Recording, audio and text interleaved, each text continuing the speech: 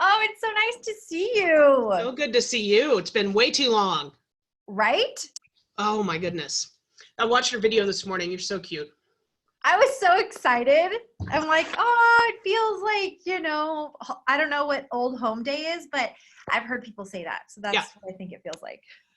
And we'll just jump in. We will probably have more people jump on, but you had said it was 6 or 7 years ago that we were coaching. It wasn't that long ago, was it? 2012, right? 2013. Wow. Am I wrong? Goodness. No, I don't know. I don't think so. Time just flies. Maybe it was 2014. I don't know. I'm not really. Blur. Yeah, I'm not really good at the whole time thing.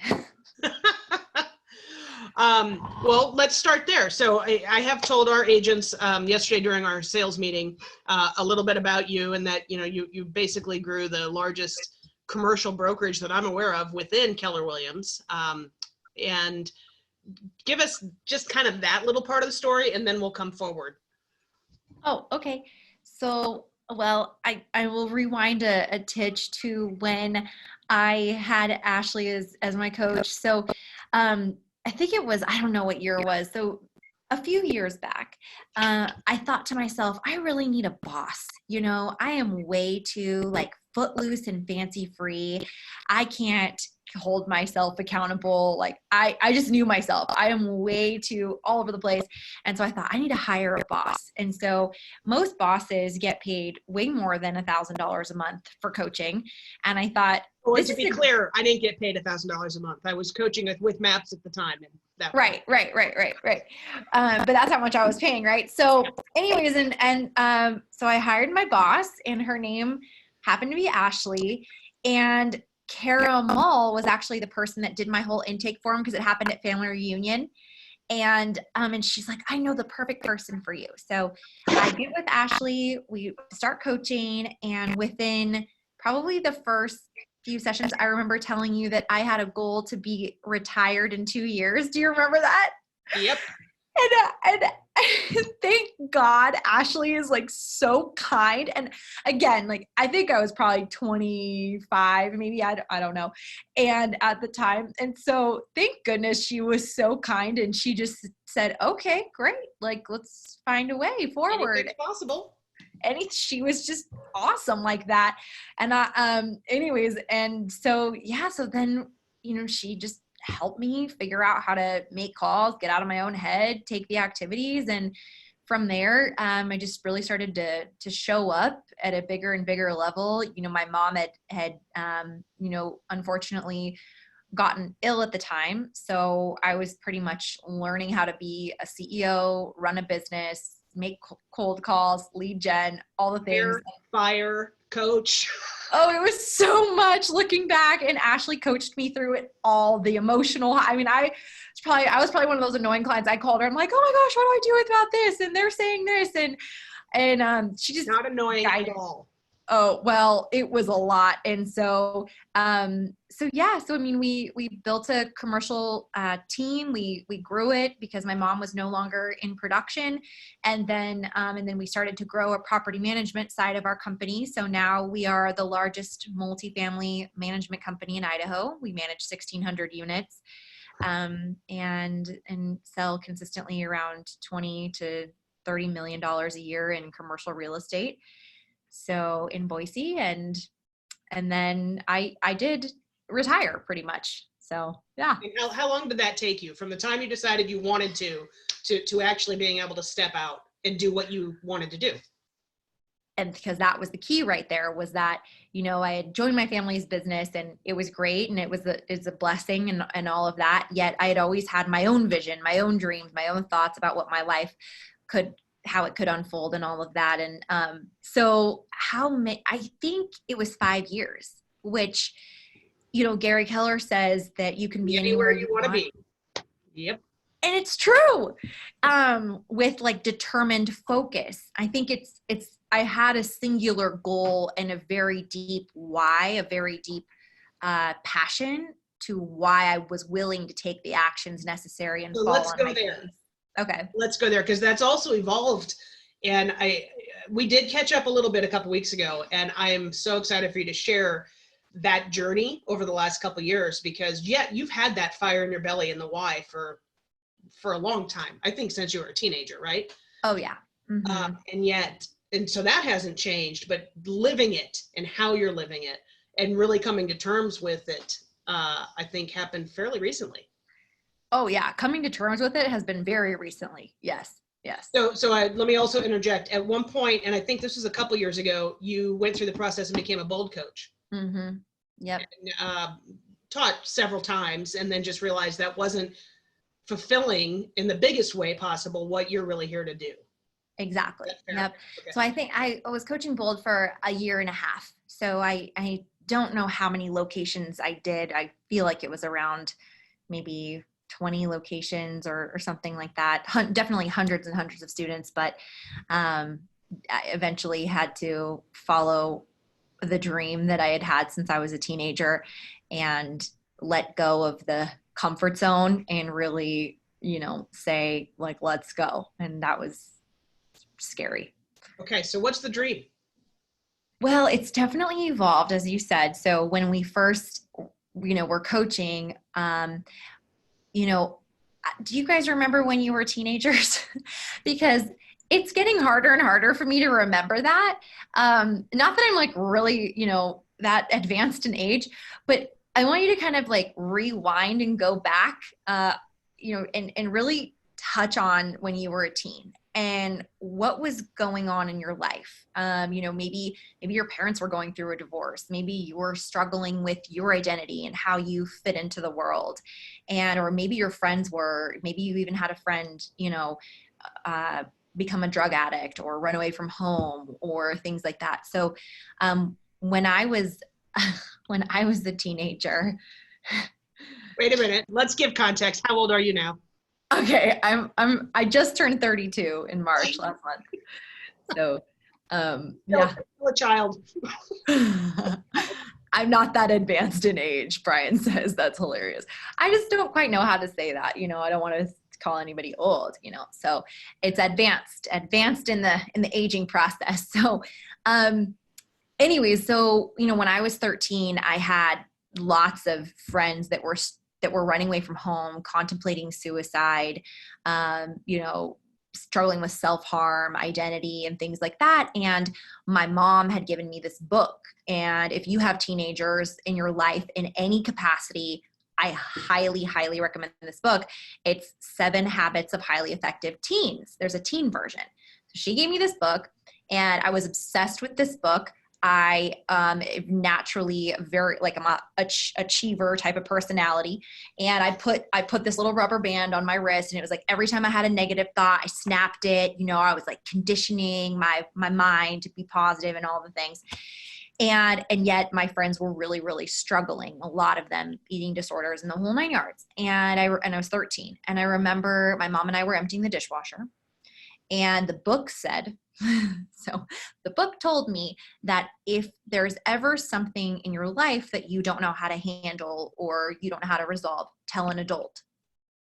So I want you to just imagine your 13-year-old looks at you and she says, Mom, my friends are struggling with this, and this. We need to do something, Mom. We have to do something about this. We can't just let this happen. And I said, what should we do? Again, following the book, trying to get guidance from an adult. I'm a teenager. And I think she looks at me like. An early teenager. Yeah. I think she looks at me like, uh-oh. Can you imagine the pressure? And I can't. I'm like, holy shit, I've got to be ready for when my son turns all of this on me, right? Because that's the danger of personal development, that your kids will throw it in your face in the nicest way possible. And so she's like, well, I don't know, Nat, maybe you can call so-and-so and, sit with them at the lunch table. And that was not good enough for me. And I looked at her dead in the eyes and I said, Mom, I said, does one of my friends have to die before an adult will listen? Like, what is it going to take? Wow. And she looked at me and she was kind of like, like, oh my gosh. And she's like, okay, well, what do you want to do? And I said, well, I don't know, maybe we could do an assembly or a camp or a retreat. Like, we need to get people out of their day to day, and we need to get people into a new environment where they can learn pretty much these principles that I was learning through this book and apply them to their life. And so we started a nonprofit and we started having camps. And that's been going on, Brian, you're so sweet. And that's been going on for, well, I guess 13 to age 22. So however many years that is. And then I thought adults have everything figured out. You know, when you're an adult, all your problems are gone. You're not in high school anymore. You're not in junior high. So you don't have to deal with the bullies. You don't have to deal with the limiting beliefs. You don't have to whatever. And I thought adults don't struggle with any of this stuff, you know? And then, you know, I remember a bold coach and friend of mine, Derek Shank, I don't know if you know him, but he said to me, he knew me from, you know, back in Boise and stuff before. He knew about our camp and everything. And What's then now the name of the camp? Oh, tips. Thank you. So it's free too. So and now it's evolved. It used to be from ages 15 to 18. And we've actually evolved it 18 to 25. And the reason for that was because it became so, I could almost cry. It became so like heart-wrenching to have these teenagers have this like major breakthrough and this like awesome experience, and then go right back into, you know, an abusive situation with their family or neglect situation with their family. And it just became really, really challenging. And I think I'm just a very transparent person. We didn't have like social workers on staff or anything like that. So we thought, okay, if we can get 18 to 25, that's still in the range of, there's another book I read called The Defining Decade. That's still in their defining decade. And yet at that age bracket, that's when, you know, they're making decisions on who they're marrying, what kind of job they're going to, you know, spend their time at, and who they're surrounding themselves with. And that's when they have, you know, more sovereignty to really say, no, mom and dad, like, I'm not going to put up with your drug addiction or your abuse, and I'm moving out. And so, so that's why we switched it. So if anyone has an 18 to 25-year-old, the camp is completely free. It's August 16th, I think. Are you still having it? Are you planning on it this year? Yeah. Mm-hmm. Yeah. It's up in McCall, Idaho, so they just have to get here. So I don't think that the application is up yet, but if you, anyone that's interested, I guess they could just give their info to Ashley and she could pass it to me and I can make sure you get Absolutely. the application. So then Derek says, oh, you're going to become a bold coach. Oh, that's exciting. You're going to love it. It's going to be great. And I'm like, yeah, it's going to be awesome. And he says, well, what do you think is going to be different, you know, from coaching, you know, teenagers to young adults to then adults. And I'm like, well, I don't know, you know, hopefully, you know, they've just worked through all their baggage and we're ready to just get down to business and like make it happen. And he says, okay, well, yeah, let me know how that goes. And so then I'm coaching bold and I realize, oh, wow. Even though, you know, these people that I'm around and myself included, you know, we might be more advanced in age, we're still dealing with the same shit that we were dealing with when we were 16. And I was like, this is fascinating. And then I thought, and this was more on my own journey at the time because I was really, really, really resisting showing up as who I am at a deep way. And I didn't realize that that was all tied to baggage. Like I could kind of do this small little camp over how we here. convince ourselves that we've moved through something. Yeah. And then 10 years later, you go, oh, I didn't move.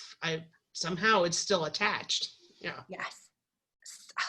And what a crappy realization. Just to be honest. Yeah. And so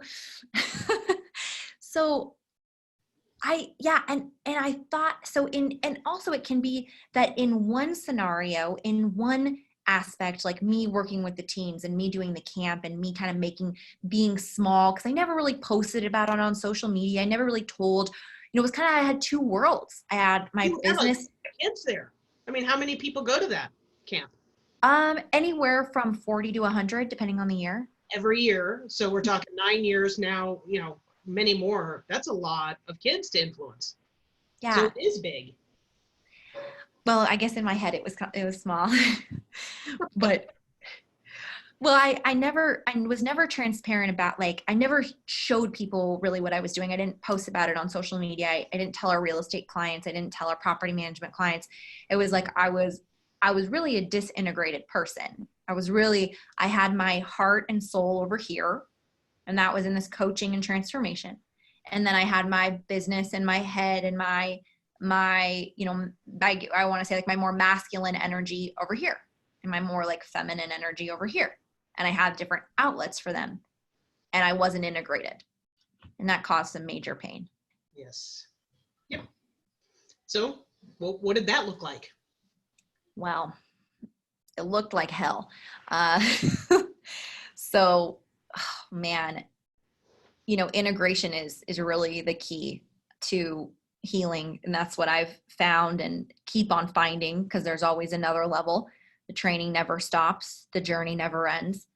And when you're on a journey to mastering your own self, which I believe that many of us are, and that's why we're magnetized towards Keller Williams, because it has, with the great leaders we've had, such as Mo and Mark Willis of the past, it has, and Ashley, I mean, of course you are right there, and living with that integration, or even the pursuit of that integration. We're not like, we've arrived, like, welcome. No one would say you're dead when you've arrived.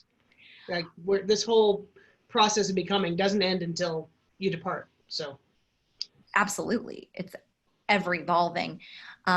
So for me at the time, I didn't realize that my coping mechanism for my baggage, which wasn't even aware that all this was tied until, frankly, until I had this experience of, I'm not sure if you've heard of mental and emotional release, which is similar to timeline therapy. It's an NLP based, I don't know, therapy pretty much. And it's from 4 to 8 hours, depending on the person.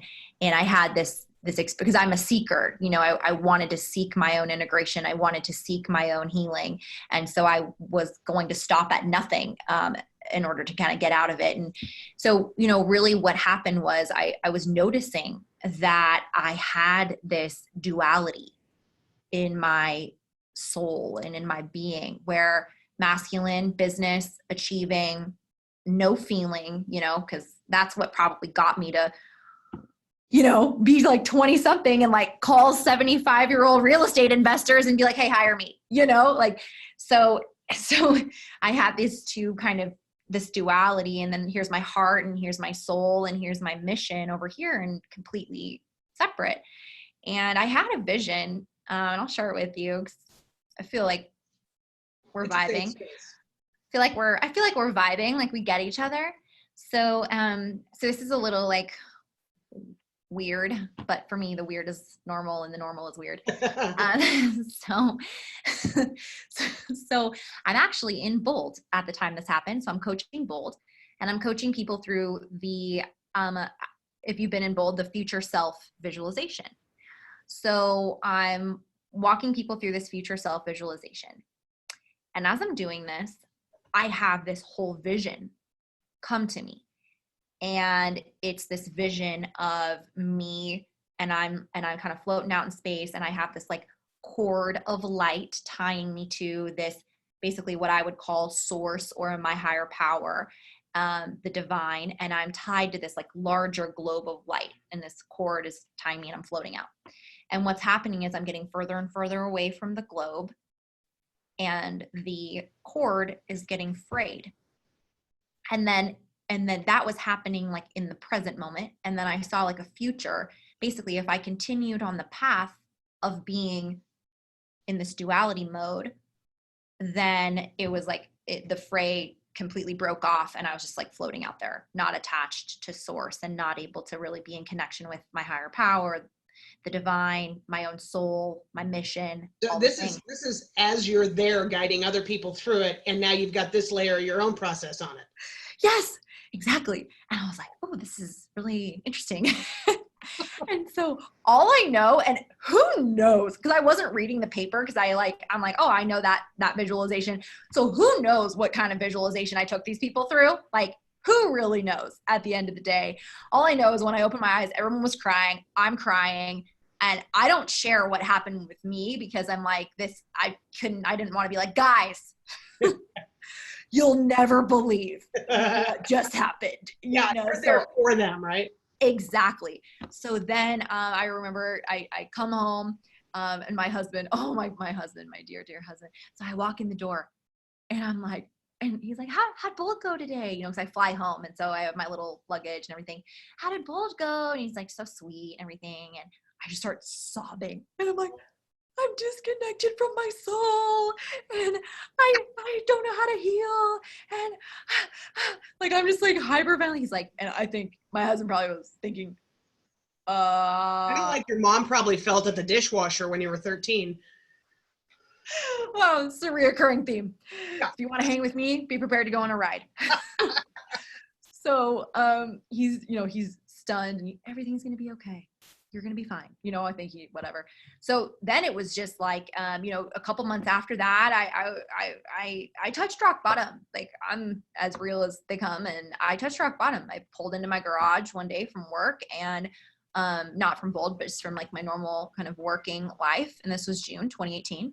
And I thought, what if I just kept my car running and I closed my garage door? I can't continue like this. And I didn't know how. Like I sincerely didn't know how, but it just became so painful to just exist anymore with this duality. And with— Had you felt that previously, or was that the first time in your life you'd experienced that? Wow. I'd say at that level, yes, that was the first time at that level. Okay. I'd say I definitely had many, probably now I'm kind of like getting a little aha here. I'm like, I've had many, many times where, my guides, I guess I would say, were tapping me on the shoulder and like, hey, Come back. better wake up, girl. Better pivot. And I was like, no, you don't understand. You don't understand. I can't show up as who I am. Like, and so then, so that touching rock bottom and really touching that surrender and that giving up feeling was so raw and it was so shocking because if you rewind and you remember that 13-year-old with the rubber band, it's like positive, yay, which again is duality again, because until we can accept, tell us duality, I'm also going to throw the word in there, contrast. Yeah, contrast. That's a big contrast between those two extremes. Yeah. So anyways, continuing on the journey, then I found MER, which is the mental and emotional release. And through that transformative process, I realized that my baggage was tied to, we're just going to go deep, was tied to, an experience I had when I was 18 of being raped, and then an experience when I was 3 of being molested as a kid that then made me feel not safe to be who I was in the world. And made me feel like I had to create this other persona that could never be hurt. Because if it's just, if it's just a persona, then my persona, you can't F with my persona. But if it's my soul, then I'm vulnerable. And you're truly vulnerable. Right. Yeah. And so I let go of the negative emotions and limiting beliefs of the past on all of the events in my past through the process, and had complete freedom. I walked away from that session and I was like, I feel like new again. I'm like, I can smile, I can breathe. I don't have any baggage tied to what will people think of me and what will this and what will that. It was like a clean slate. And I finally felt like myself. March 2019. So you went from June 2018 to March 2019 in that seeking space. Yes. Probably not the brightest of spaces. No. And yet, like that, everything gets lifted. Yeah, MER is really powerful. Hold on 1 second, because for some reason my power strip is off, so I need to duck down because I don't want to lose the battery.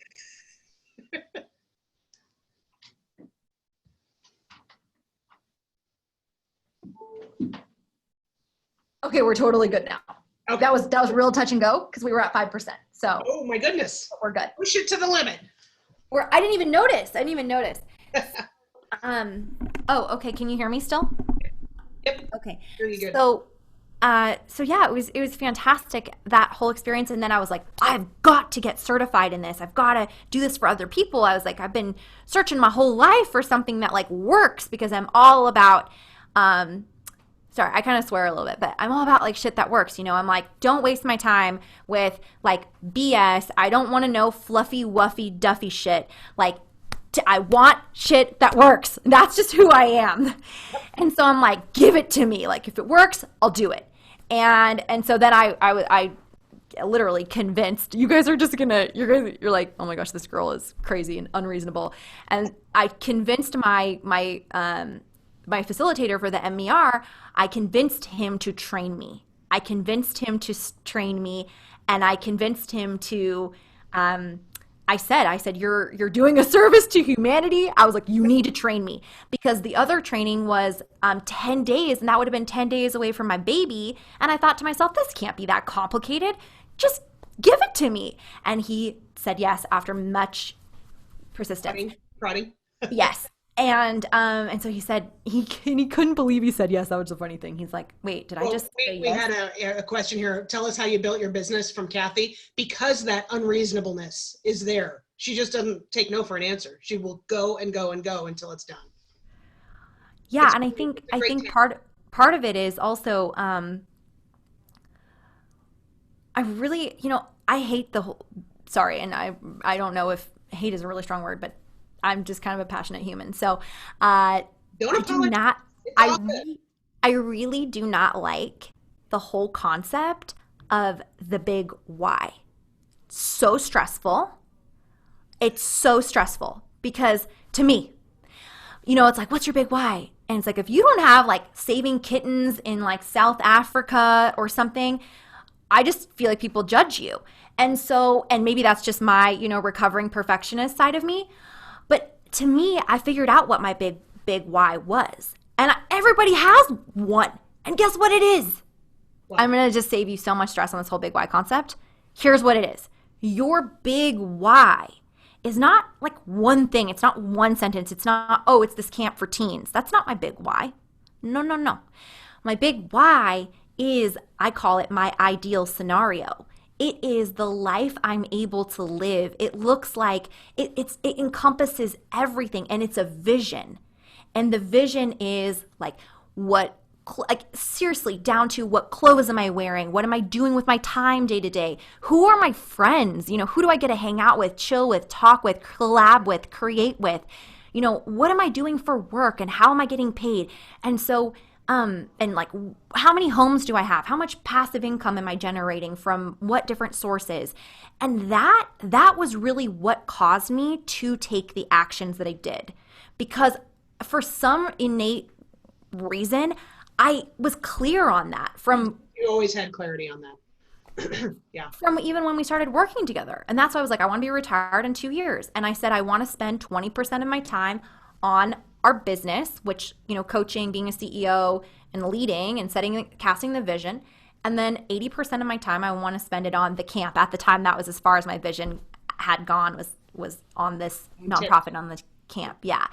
And then, since my huge breakthrough in 2019, March, now I am coaching. I have 10 clients. I have a real estate membership that we have 65 people in. I do daily mindset boosts where 30 minutes every day I train on some topic to help people integrate their own, integrate and embody their own healing. Because, what I feel doesn't work is just giving people more and more strategy. It's like, oh my God, we already know. Like, stop with the strat. We know this from Diana and Bold, right? Be, do, have. And we're so wired to go to the do and do more and do more and do more. And that's why I believe we're all still that injured 15-year-old. And it takes a lot to grow past that, because most of us aren't comfortable going to the be, Mm-hmm. doing the work in the being part. And that's what you do. And it's awesome.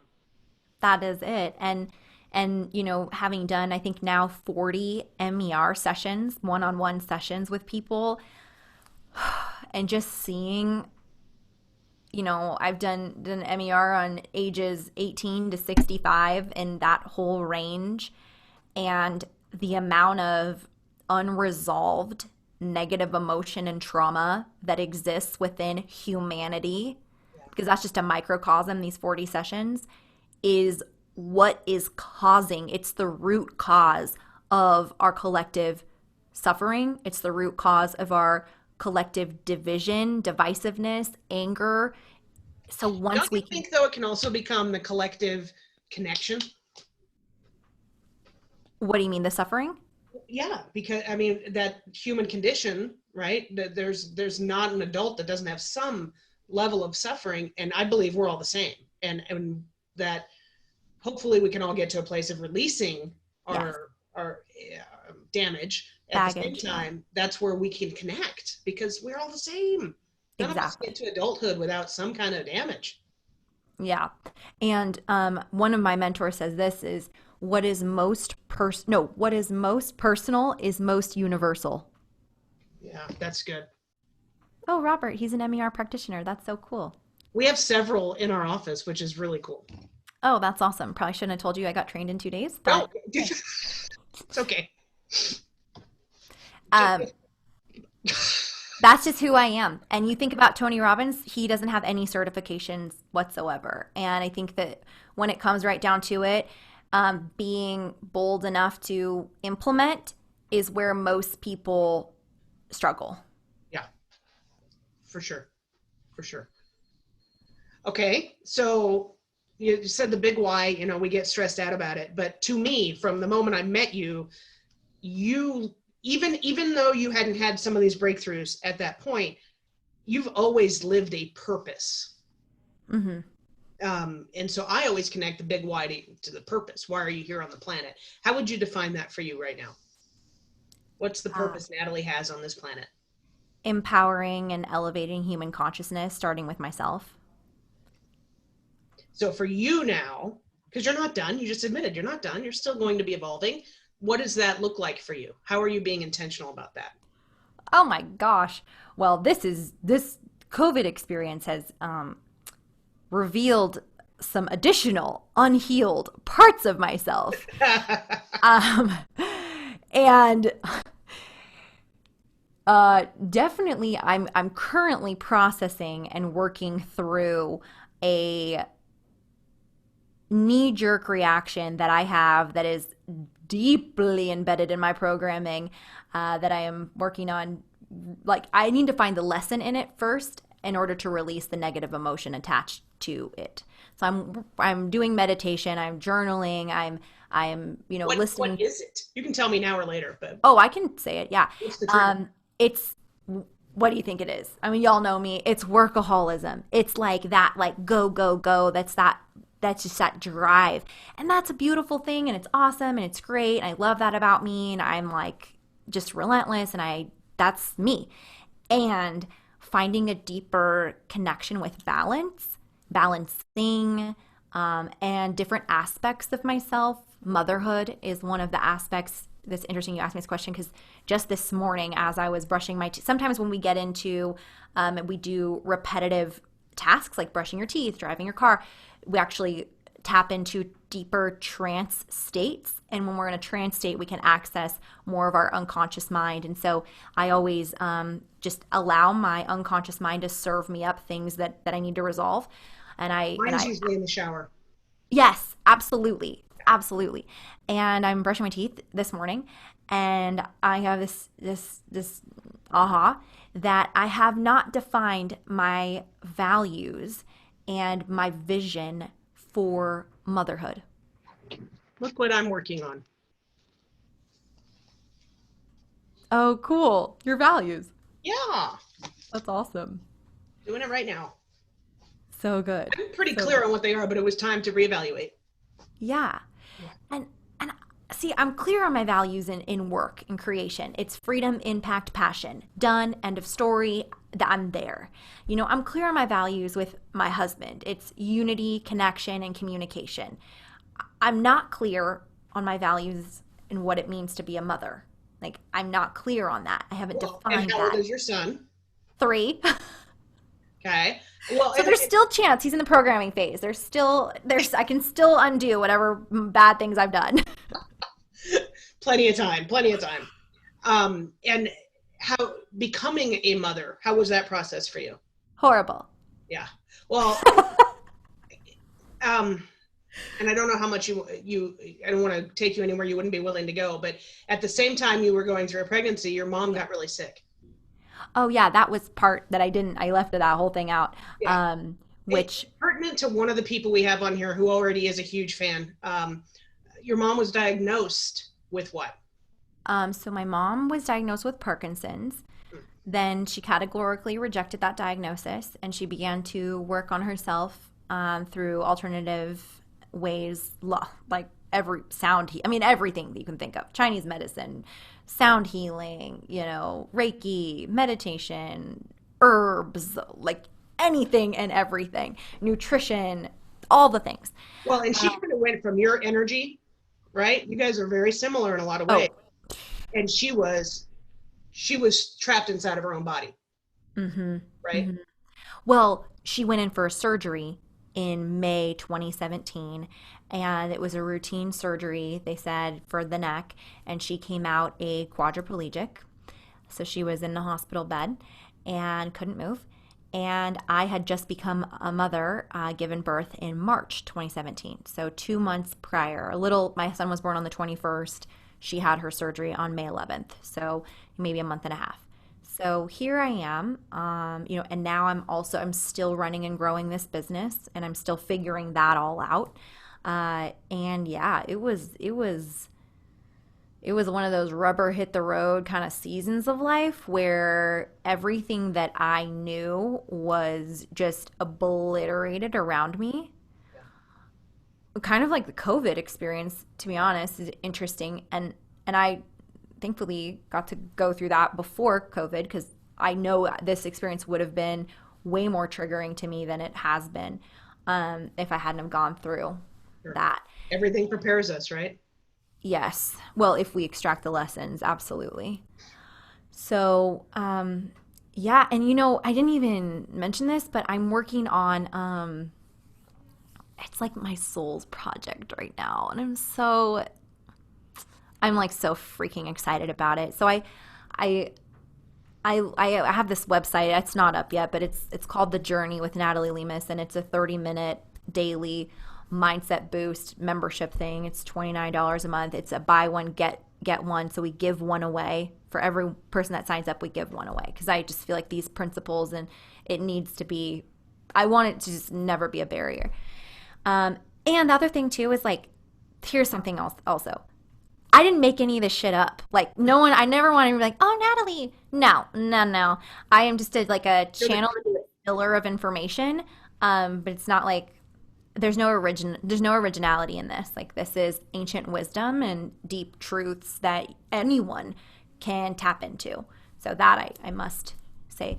So that was really the beginning of my seeking when, my mom, my mentor, is this, laying in bed as a quadriplegic, and I'm rolling my brand new son who I never was around kids. I didn't know what the hell motherhood was. I didn't know anything, and I didn't have any friends that had any kids. I remember talking to you about this, Ashley. It was like, I didn't breastfeeding. Like, I didn't know anything. I didn't know you came out of the hospital in diapers. Like, I knew nothing. And I was shocked by the whole experience. I was like, this is effing insanity. Like, I'm like, what is this? Like, no one prepared me for this. You might have done some research. Reading a couple books might have been a good idea. I did read books, but nothing can prepare you for that moment. Nothing. I read all the books, but the reality was just so shocking. And so, I pushed my son's stroller into the room with my mom, and I see my mom, who was like high powered. I mean, my mom was like the real estate agent that y'all know from your office that's like always in like that red suit with like their like little badge on and like their little stilettos, and they're just like boom boom boom. That was my mom. And and so anyways, so I see her laying there, and I visited her every day, and I was there and with my son, the whole thing. And I knew she was giving up. I was like, she doesn't want to be on planet Earth anymore. She's giving up. She's going to let go. She's not going to fight. She's not going to even attempt to relearn how to walk. She's done. And I think, again, that unreasonable part of me was like, absolutely not. And I remember you and I talking about, when do you let go of that positive thinking and like that hope and that what you think about, you bring about. I was just so programmed for all of this. When do you let it go and just accept the reality of the diagnosis or of the thing? And I think that is a so deeply personal question. Like, I think that is individually based. Like, I don't think there's a blanket for that. However, for me in that moment, I just thought this is not, it was like I was in a movie that I wasn't supposed to be in. I'm like, this is not happening. No, no, no. So I remember I sat on the edge of her bed, and Tino's in his, and now knowing what I know now, I mean, I probably would never have exposed Tino's unconscious mind to this trauma, but whatever. And, you do the best you can. And I'm just like sobbing. And I'm like, Mom. And I knew she could hear me, and she could talk, but very like softly and things. And I told her, I said, Mom, everything that you taught me, everything about energy, and there's one really good book I highly recommend called Creative Visualization. Ashley, have you read that book? I have not. You would love it. Creative Visualization. It's from the 80s, which I'm like, anything that came from the 80s is like my jam, because hello. When were you born? 88. 88. So I don't know what's on that, but it seems like it's a good number. So I sit on the edge of her bed, and I'm just like, you have to turn everything that you taught me, form follows thought, affirmations, energetic frequencies, all the things you taught me, visualization, prayer, meditation, all the things you taught me. I was sobbing and I was begging her. I was like, you need to turn this all on yourself. Turn it all on yourself right now. And I was like yelling at her, and I said, you can't give up. I need you. Valentino needs you. This isn't who you are. Like, remember who you are. Tap into that and recreate yourself and reclaim your life. And the next day, I come back to her, and she didn't say anything. She just cried. And I didn't cry at all, because Oh no, you were in relentless mode. yeah, there was no integration there. It was just one channel only. I was in warrior mode. If you guys have studied the four archetypes, warrior, lover, magician, and king and queen, I was tapping into that deep warrior mode. And the very next day, I something overtook my body. Literally, it was crazy. I went to Costco. I printed out all of these photos of the best moments of her life, moments camping, high business moments of, with my dad and things like that. And I printed out, and I made this probably 6-foot long collage on her hospital wall. And with all these photos, and the photos were large, like 8 by 10. And I had all these affirmations on there. And I was like, this is it. Like, this is the beginning of our journey. And it was the journey to reintegrate my own soul. It was the journey for her because it was 2.5 years later, she was running again. And I know that that's not the story. Yeah. I know that's not the story for everyone. And so if that's you, like, I see you and I love you, and I want you to know that, everyone has a different journey, and it unfolds differently for every human. And so for her, that's really, how it all unfolded. And so recently I thought to myself, with this experience of COVID and people emotions being all over the place. I mean, I've had deep, deep moments of rage. That's probably the emotion I've tapped into lately. I've been like, just this deep rage and injustice and anger. I'm like, okay, whoo, there's an unhealed part of me there. And yet I'm working through it. Like, I'm as human as they come. And so I was like, okay, what do people need right now? And I was like, I think people need like a little just shot in the arm, like a little daily dose. And so that's where we created this thing called The Journey with Natalie Lemas, the $29 a month thingy that I talked about. And it hasn't launched yet. We will definitely stay in touch for that. So Yeah. what do you think your time frame is? Well, the website is done. I'm already doing these 30-minute mindset boosts. The So coach really has this went on by when? yeah. There's one more video that we are oh, could I share my screen? I Well, think so. there's one more video that's being done right now. So it will most likely be done within the next 10 days. Okay. So, Um, yeah. you're going to be held accountable to that. Okay. I'm good.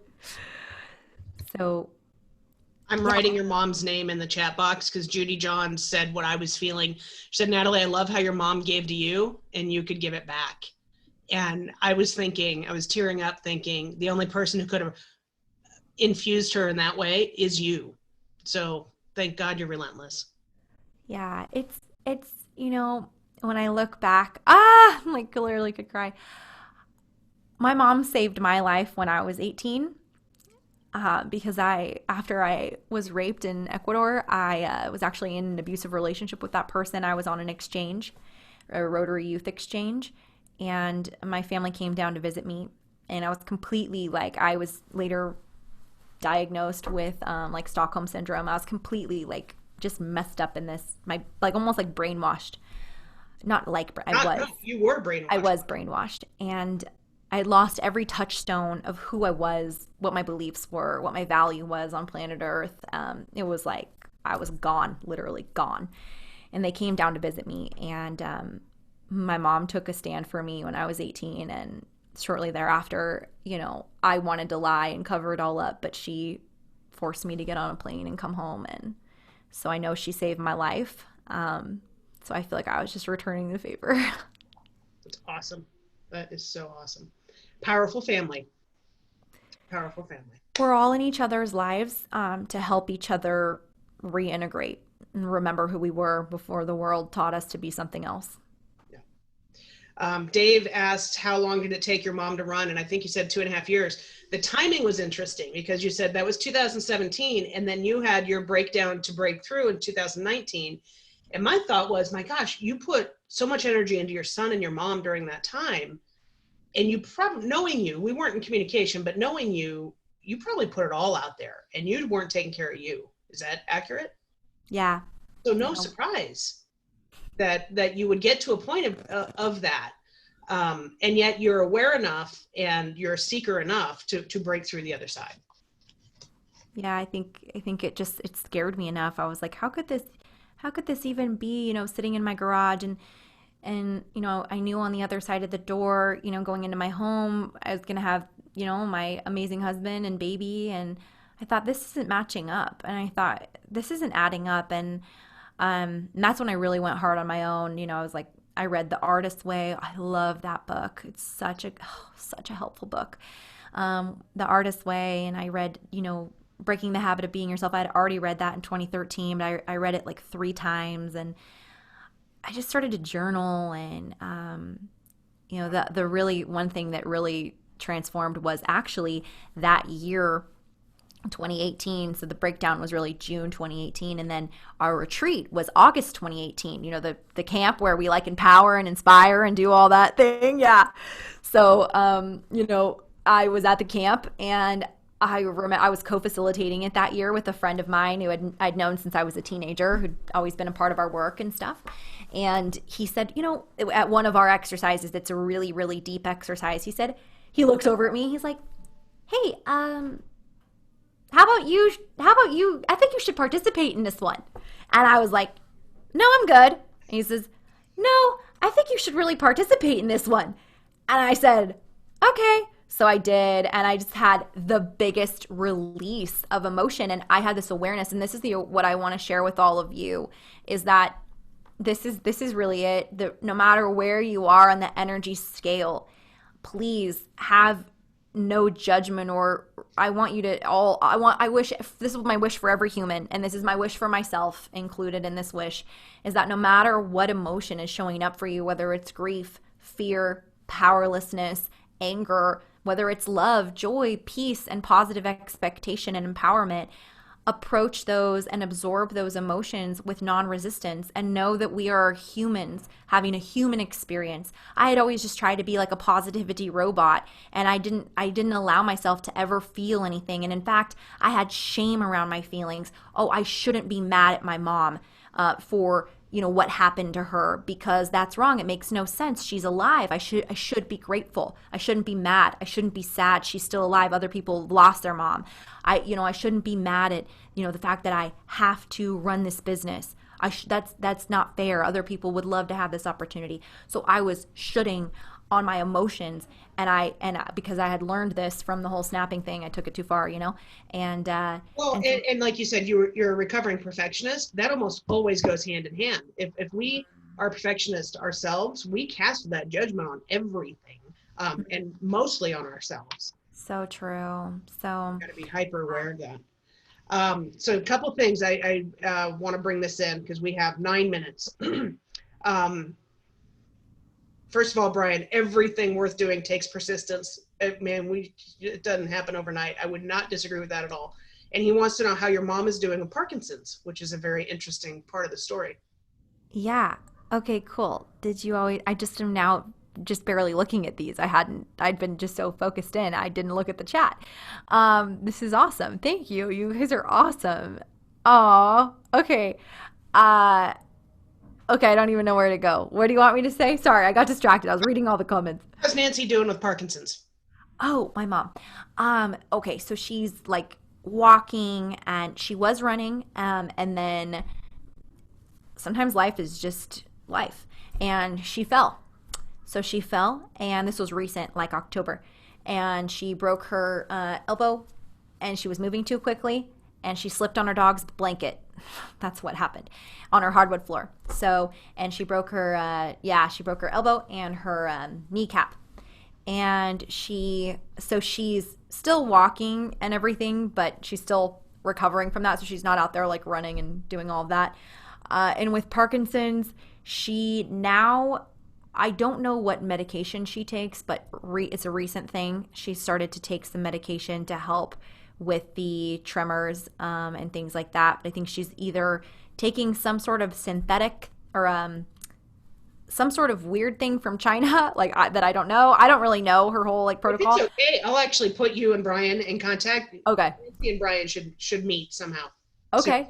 Yeah. But she's doing well. I don't know what else to say. She does have a testimonial. She was at the Dr. Joe Dispenza retreat, and she was invited to speak on stage. And I'd love for you guys, if you want to know more about her story, to watch her video. It has 45,000 views on it. Is it on YouTube? It's on YouTube. Mm-hmm. I will find it and get it out to everybody. Okay, I can probably just put it in the chat, but yeah. Okay.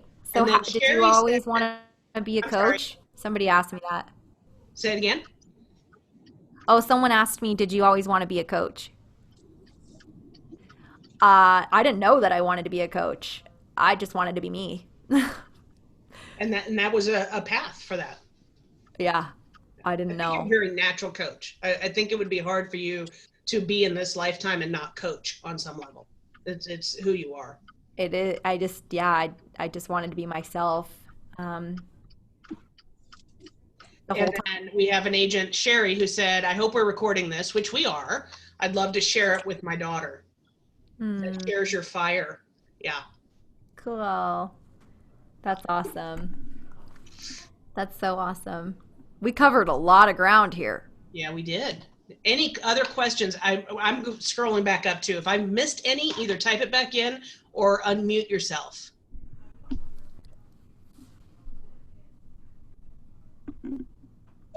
Oh, new message. Can I share this with my daughter? I think you're pretty good with your message being shared everywhere. Yes, Natalie? Oh yeah.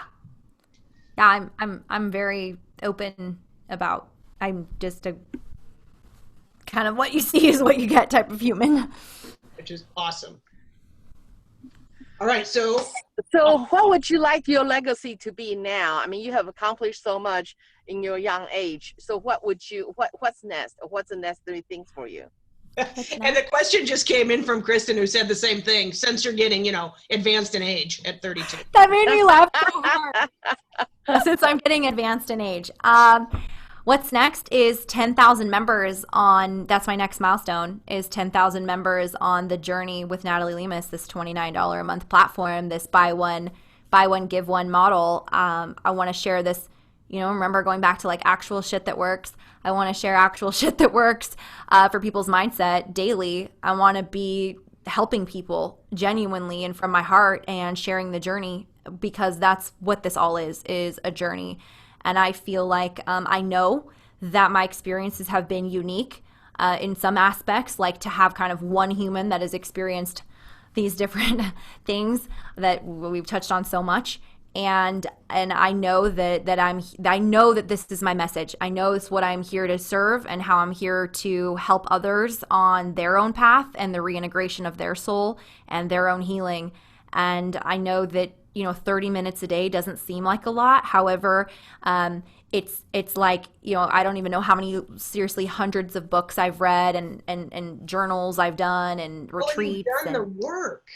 We can all read it, but you've done the work. And the fact that the integration is coming back, I want to know when your next vision is, where that tether is now just so solid. And I'm sure you feel connected to source, but I bet you have another vision about it. There is no tether. There is no tether. Like, I am the source and the source is me. Awesome. There is no tether. We're one. And anytime I get out of that oneness, I feel it. And my people remind me, my people, my guides, my team, we all are so supported. Like, looking back on my journey and everything, it's like, there's never been a day that I was alone. There's never been a day that you might be physically alone right now, but there's never been a day that you're alone. You are so loved and so supported and so cared for. And your journey's unfolding the exact way that it needs to. And my message is surrender, like, let it flow through you. And yeah, look up more and recognize that you seriously are so guided. I think that's exactly the message we needed today. It's what I needed today. Thank you. Yay, thank you so much. And besides telling the world about your journey with Natalie, what else can we do for you? Obviously be friends with me on Facebook. I want to keep in touch. And Instagram. I don't know if y'all are liking the Instagram more than the Facebook, but I do both of them. I also have, here I'm typing my little handle in. Okay. I also have a podcast. So Ashley, I'd love to interview you for the podcast. It'd be really fun. Absolutely. That's my Facebook. And so listen to the podcast. It's called Worthy to Wealthy. And why did I name it that? I don't really know. Because it's about be, do, have. I do know. It's about being worthy, knowing that you're worthy, embodying your worthiness, and then opening yourself up for all types of levels of wealth, because that just comes after you just love you. And so I had a new podcast drop today, which was a really cool one with this gal named Jen Casey, and she talks about her experience on ayahuasca. And so if you've ever been curious about that, there's some fascinating information in that podcast. Awesome. Well, thank you, dear. Thank you. If anybody sends more questions to me, I'll make sure she gets them. I'm going to connect you and Brian. And then, yes, I'll get all the links out to everybody. 2 weeks for you to go. And 2 weeks. And one other thing I wanted to say, there were so many chats in here that it was just a lot. So because I know after we hang up, the chat gets it goes away. I save it and I send it to you. Oh, you do? Okay, because there's some certain people I want to, that ask me something and I want to reach out to them, and I don't want it to go away and me not follow up with them. I will get all the comments to you. Okay, cool. All right. Well, you guys rock. You have the best leader ever. Thank you so much. Be friends. Let's be friends online, and bye. Talk to you soon. See you later. Bye.